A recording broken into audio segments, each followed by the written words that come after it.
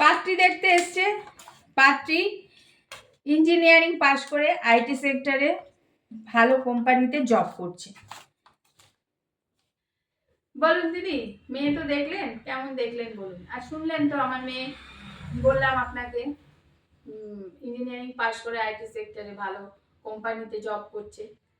তো বলুন। হ্যাঁ দিদি, মেয়ে তো আমাদের পছন্দ হয়েছে খুব। আর আমার ছেলে সম্বন্ধে তো জানেন, ছেলে স্কুল সার্ভিস পরীক্ষায় পাশ করে স্কুল টিচার। হ্যাঁ, সরকারি চাকরি। দাঁড়ান দাঁড়ান দাঁড়ান দাঁড়ান। হ্যালো, আরে ঘটক মশাই আছে, দিন তো ফোনটা। হ্যালো, বলুন।